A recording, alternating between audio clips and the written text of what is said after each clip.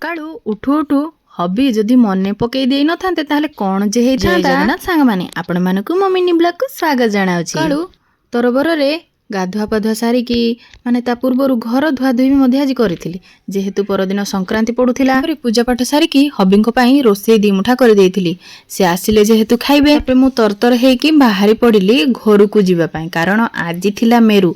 ଭାଗ୍ୟ ଭଲ ସ୍ୱାମୀ ସକାଳୁ ମନେ ପକେଇଦେଲେ। ଟୋଟାଲି ବି ମନେ ନଥିଲା ଯେ ଝିଅର ଚୁଟି ପଡ଼ିବ ଆଉ ଝିଅ ପାଇଁ 5 ବର୍ଷ ମାନସିଙ୍ଗ ଅଛି, ତା ପାଇଁ ବ୍ରତଟି ମୁଁ ପାଳନ କରିବି। ସାଙ୍ଗେ ସାଙ୍ଗେ 10ଟା 10:30 ଭିତରେ ମତେ ଘରେ ଯାଇକି ପହଞ୍ଚେଇ ଦେଲେ, କାରଣ ବହୁତ ଜୋରେ ଖରା ହଉଛି। ଘରେ ପହଞ୍ଚି ସାରିଲା ପରେ ତାପରେ ଆମର ଘର ପଛପଟେ ପୂଜାଟି ହୁଏ। ଆପଣମାନେ ତ ଜାଣିଛନ୍ତି ମେରୁ ପୂଜା ଦ୍ୱିପହର ଟାଇମରେ ହିଁ ହେଇଥାଏ। ଏଥିରେ ଆମର ମା କାଳୀ ପୂଜା ପାଆନ୍ତି ଆଉ ଦଣ୍ଡୁଆ ଭକ୍ତମାନେ ସେଇଠି ମାଙ୍କର ଉପାସନା ମଧ୍ୟ କରିଥାନ୍ତି। ମୁଁ 2 ଭାଉଜଙ୍କ ସହିତ ବାହାରି ପଡ଼ିଥିଲି ଆଉ ଛୁଆମାନେ ମଧ୍ୟ ଯାଇଥିଲେ, ଯେହେତୁ ମାଙ୍କର ଦର୍ଶନ କରିକି ସେମାନେ ଘରକୁ ଫେରିଥିଲେ।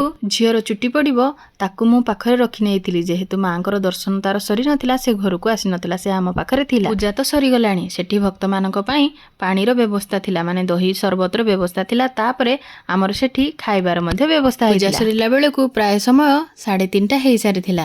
ସମସ୍ତେ ପାଣି ପିଇକି ଖାଇବା ପାଇଁ ଲାଗି ଯାଇଥିଲେ। ସେଠି ବହୁତ ସୁନ୍ଦର ବ୍ୟବସ୍ଥା ଥାଏ, ମାନେ ଖାଇବା ପିଇବାକୁ ନେଇକି ବହୁତ ଧ୍ୟାନ ରଖାଯାଇଥାଏ ଭକ୍ତମାନଙ୍କର। ତାପରେ ଆମେ ଖାଇ ପିଇକି ଘରକୁ ଫେରିଥିଲୁ। ଘରକୁ ଫେରିଲା ବେଳକୁ ପ୍ରାୟ ସମୟ 4ଟା ହେଇସାରିଥିଲା। ପ୍ରବଳ ଖରା ସହିତ ପ୍ରବଳ ମଧ୍ୟ ଗରମ ମଧ୍ୟ ହଉଥିଲା।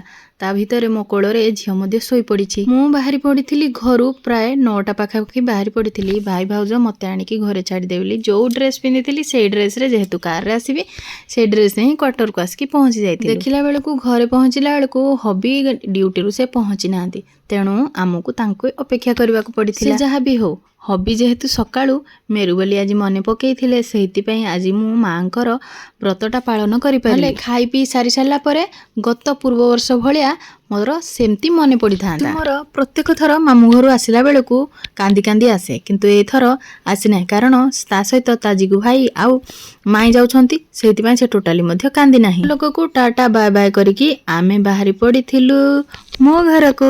ରହୁଛି, ଦେଖା ହବ ନେକ୍ସଟ ମିନି ବ୍ଲଗରେ। Bye bye.